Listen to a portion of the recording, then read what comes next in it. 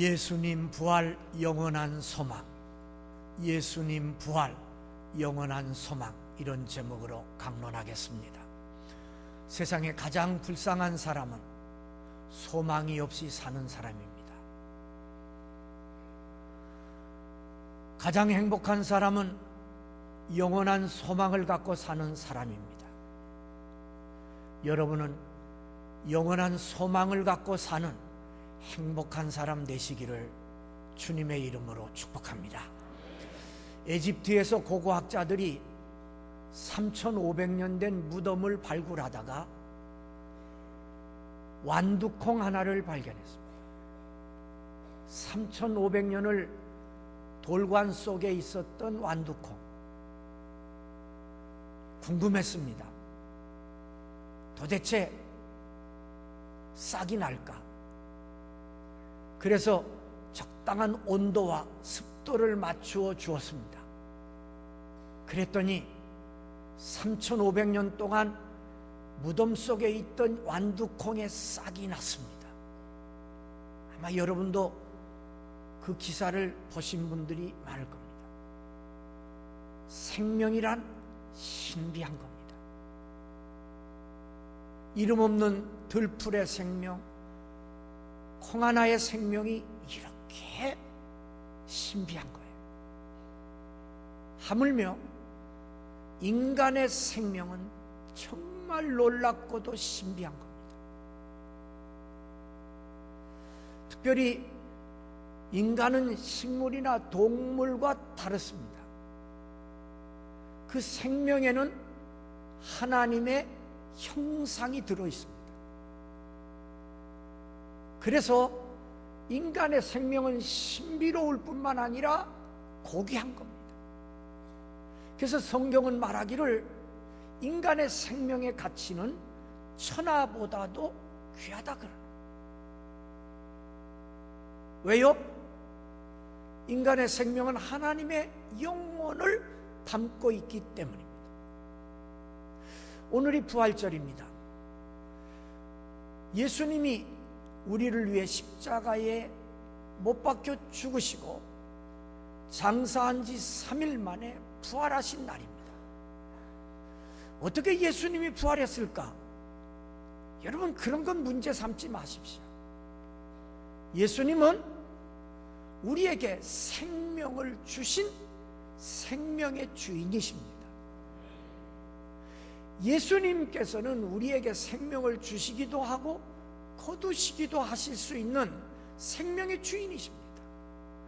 그러니까 그분이 다시 사셨다는 것은 우리에게는 놀라운 기적같이 보이고 놀라운 일같이 보이지만 생명의 주인이신 그분에게는 아무것도 아닌 겁니다. 마치 우리가 저녁에 잠자리에 누웠다가 아침에 일어나는 것과 같습니다. 왜냐하면 그분은 생명의 주인이시고 하나님이시기 때문입니다. 그래서 제가 오늘 증거하고자 하는 것은 예수님이 어떻게 살아나셨을까? 그런 말씀 증거하는 게 아니고 예수님의 부활이 주는 교훈이 무엇인가? 그 말씀을 드리고자 합니다. 세 가지입니다. 첫째, 예수님의 부활은 역사적 사실입니다. 역사는 하나님이 시작하셨습니다. 우주의 역사, 인간의 역사, 하나님이 시작하셨어요. 하나님은 역사를 외면하지 않습니다. 역사 속에 들어오셔서 당신의 뜻을 이루시는 분이 하나님이세요. 그래서 흔히 말하기를 세상은 하나님의 교실이고 역사는 하나님의 교과서다 그럽니다. 하나님이 우리를 구원하시기 위해 친히 인간의 몸을 입고 역사 속으로 들어오셨습니다. 그것이 예수님의 탄생입니다. 그는 역사 속에서 우리를 위해 십자가를 지시고 죽으셨습니다. 그는 역사 속에서 부활하셨습니다. 그는 역사 속에서 승천하셨습니다. 기독교는 역사적인 사실 위에 세워진 종교입니다.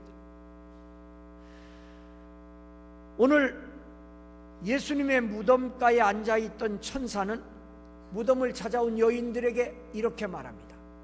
그가 여기 계시지 않고 살아나셨다. 우리를 위해 십자가에 못 박혀 죽으신 그가 여기 계시지 않고 무덤 속에 계시지 않고 살아나셨다고 증거하고 있습니다. 빈 무덤보다 더 확실한 증거는 없습니다. 당시 총독은 예수님의 시체를 장사한 무덤 돌 입구에 총독이 아무도 손대지 못하도록 거기에다가 임봉을 했습니다. 총독이 명령해서 임봉을 했어요. 그리고 백부장이 군사들을 거느리고 그 무덤을 지키는 겁니다. 아무도 예수님의 시체를 어떻게 할 수 없었어요. 하나님이신 예수님은 성경에 약속하신 대로 3일 만에 부활하셨습니다. 죽음의 권세를 깨뜨리고 무덤의 권세를 깨뜨리고 부활하셨습니다. 그 후에 역사적인 기록입니다. 예수님은 12제자에게 나타나셨고 또 많은 500여 성도들에게 나타나셨고 12번씩이나 부활하신 주님은 저들에게 나타나서 내가 부활한 것을 너희들이 믿어야 한다고 가르쳤습니다. 어느 날 제자들이 모여있을 때 예수님 오셨어요. 제자들은 깜짝 놀라면서 부활하신 주님을 경배했습니다. 마침 그 자리에 도마라는 제자가 없었습니다. 나중에 제자들이 도마야, 예수님이 부활하셔서 우리에게 오셨어. 도마는 의심했습니다. 나는 믿을 수가 없어. 내 눈으로 확인해 보기 전에는, 내 눈으로 예수님의 그 못자국 보고 내 손가락을 넣어서 예수님의 그 옆구리 창자국을 만져보지 않고는 나는 믿지 못하겠어. 8회 후에 예수님 다시 그 자리에 오셨습니다. 그 자리에는 도마도 있었습니다. 도마를 바라보신 예수님, 도마야, 내 눈으로 보고 믿겠다고? 그래, 보거라. 내 손에 못자국을 보거라. 내 손을 내밀어 내 창자국을 만져봐라. 그리고 의심하는 자가 되지 말고 믿는 자가 되거라. 그때 도마는 꿇어 엎드려 주님께, 주여, 주님은 정말 부활하셨군요. 당신은 나의 주님이십니다. 그래 고백합니다. 더 놀라운 사실들이 있습니다.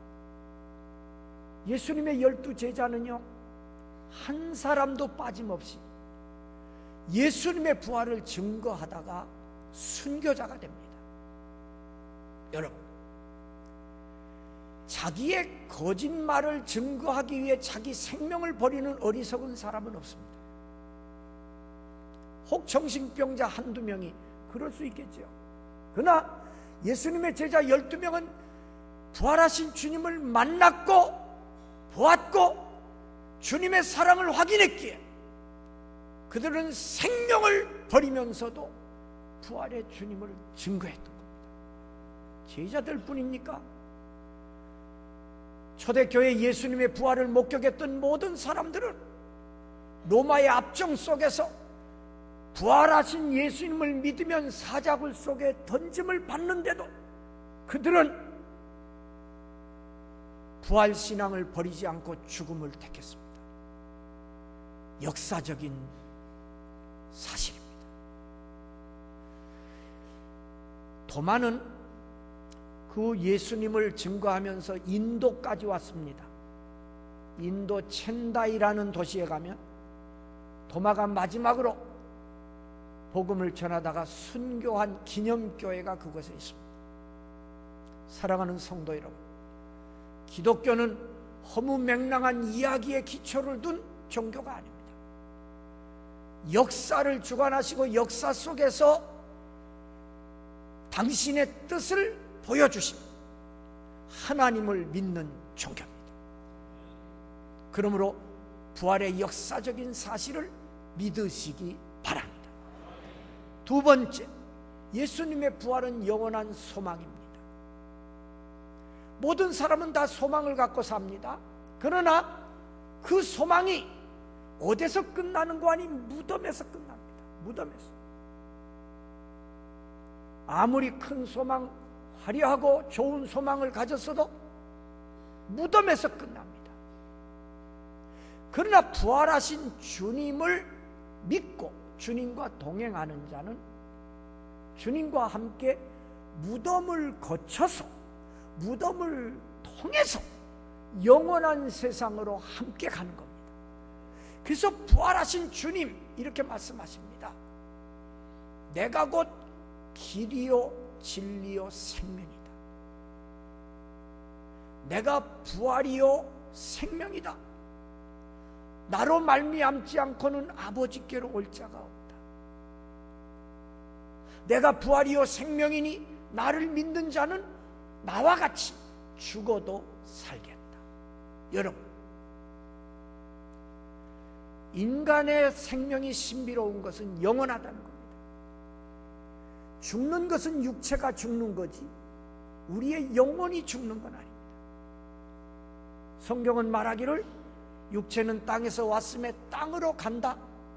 그러나 마지막 인류 역사의 마지막 날, 주님이 재림하시는 그날이 되면 헤어졌던 육체와 영혼이 다시 결합해서 영광스러운 몸으로 변화되어 영원한 세상으로 간다고 말씀하고 있습니다.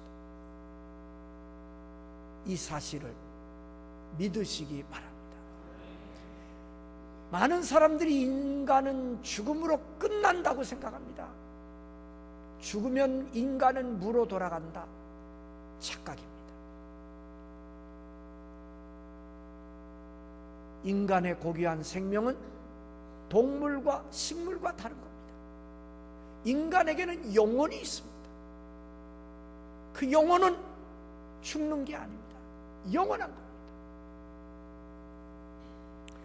그러므로 우리는 부활의 주님을 믿고 그분을 영접하고 그분과 함께 걸어갈 때 우리는 죽음으로 내 인생이 멸망되고 끝나는 게 아니라 죽음을 통과해서 부활하신 주님과 함께 영원한 세상으로 영원한 소망을 가지고 나가게 되는 것입니다. 그것이 부활신앙이 필요한 겁니다. 여러분들이 교회에 오셔서 뭐 성경의 좋은 말씀 듣는 것으로 끝나면 안 됩니다. 여러분들이 꼭 부활신앙을 가지셔서 내가 비록 죽을지라도 주님과 함께 다시 살 수 있다는 영원한 소망의 사람이 꼭 되시기를 주님의 이름으로 축복합니다. 영원한 소망을 가진 자는 쉽게 절망하지 않습니다. 부활신앙을 가진 사람은요, 생각이 무덤 속처럼 어둡지 않습니다. 무덤 속은 어둡잖아요. 부활신앙을 가진 자는 그 어두움에서 뛰쳐나옵니다. 부활신앙을 가진 사람은 절대로 절망하지 않습니다. 왜요? 주님이 나와 함께 하시니 나는 영원한 소망이 있으니까. 그러니까 절망하지 않습니다. 부활신앙을 가지고 승리하시기를 바랍니다. 요한복음 16장 33절에 37절에 세상에서 너희가 환난을 당하라 담대하라 내가 세상을 이기었노라. 부활의 주님의 말씀입니다. 주님은 세상을 이기셨습니다. 이 세상의 싸움 가운데 가장 마지막 싸움이 죽음이에요. 죽음. 이 죽음 앞에 무릎 꿇지 않는 사람이 없습니다. 재벌 회장은 무릎 꿇지 않습니까? 그도 죽음 앞에는 무릎을 꿇어야 돼요. 많이 배운 사람은 무릎 꿇지 않습니까? 아닙니다. 권세가 있으면 아닙니다. 다 죽음 앞에는 무릎을 꿇게 돼 있어요. 근데 그 죽음을 이길 수 있는 사람은 죽음의 권세를 깨뜨리고 부활하신 예수님과 함께하는 사람입니다. 그래서 예수님의 부활을 첫 열매라 그럽니다. 첫 열매. 우리는 주님과 함께 부활할 것을 믿고 쉽게 낙심하지 말고 내 생각과 삶을 무덤 속에 가두지 말고 주님과 함께 영원한 소망의 사람 되시기를 주의 이름으로 축복합니다. 마지막 부활의 메시지는 전하라는 겁니다. 이렇게 영원한 소망의 주님을 만났다면 주님을 전하라는 겁니다. 그래서 오늘 말씀 보면 천사는 여인들에게 빨리 가서 제자들에게 이르라 그랬어요. 제자들에게 일러줘라. 예수님께서도 여인들에게 너희도 제자들에게 가서 갈릴리로 가라 해라.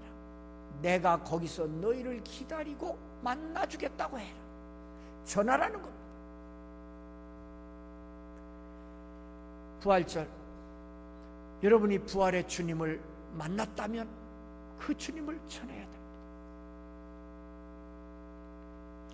오늘 부활절 웃고 기뻐하고 떠들고 해야 하는데 사실 설교하는 제 마음도 무거워요.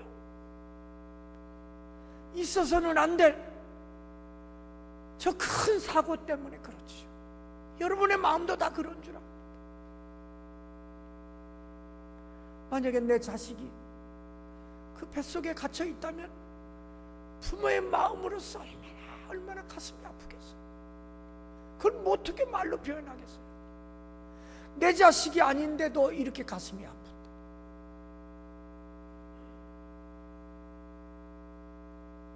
깜깜한 뱃속에서 바닷물이 밀려오고 죽음의 순간이 다가올 때 그 어린 것들이 얼마나 힘들었겠어요.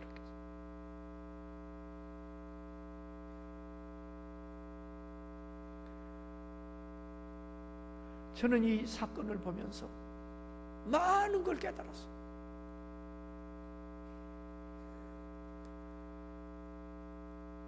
복음을 전하는 일이 가장 급한 일이구나.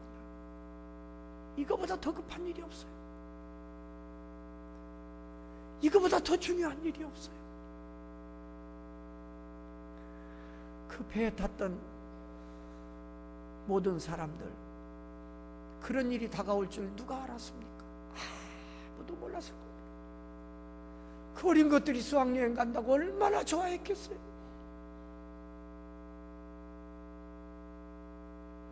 그 배를 운전하는 그 기관원들도 아무도 몰랐지요. 인생이 그렇습니다. 아무도 모릅니다.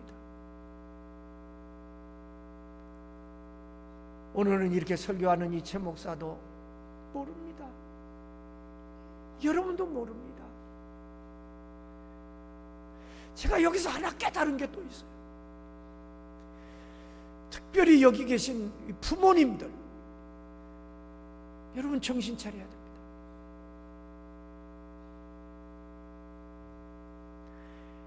자기가 책임을 맡고 있는 배가 가라앉는데 자기 살겠다고 배를 떠난 선장들,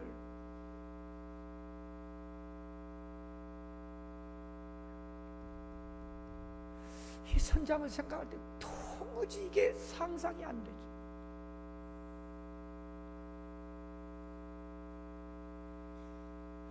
그렇다면 여러분은 한 가정의 선장들입니다. 내 자식이 죽어가는데 나 살겠다고 떠나렵니까? 그럴 사람은 없을 겁니다. 내 자식이 지금 바닷물 속에 빠져 죽는데 네가 알아서 해야지 그러고 떠날 부모 있습니까? 없습니다. 그런데 사실은 여러분들이 자녀에 대해서 그렇게 하고 있다니까요. 아직도 하나님을 믿지 않는 자녀들이 있어요. 가족이 있는데도 아무렇지 않게 생각해요. 안타까워하지 않아요.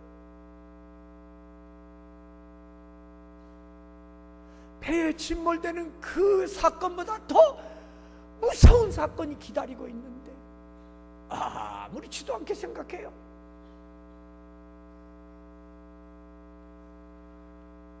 부활의 주님을 전하는 것보다 더 시급하고 중요한 일이 없습니다. 전해야 됩니다. 그래서 우리 함께 영원한 소망의 사람이 되어야 합니다. 부모는요, 자식의 몸뚱어리만 책임지는 게 부모 아닙니다. 자식의 영혼까지 책임져야 됩니다.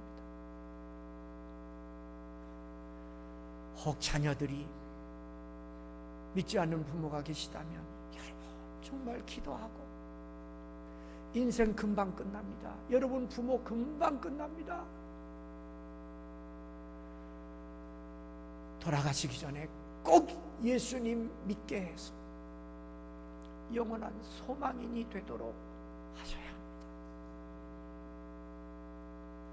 우리가 앞으로 저 사고가 잘 수습되도록 우리 그리스도인들이 매일 기도해야 합니다. 그러면서 깨달아야 돼요. 나는 어떤 사람인가 깨달아야 됩니다. 모쪼록 여러분의 가정마다 이번 부활주일에 부활의 주님이 여러분의 가정에 함께 계셔서 가정마다 영원한 소망을 갖고 사는, 하나님을 섬기는 행복한 가정 꼭 되시기를 주님의 이름으로 축복합니다. 축복합니다. 주신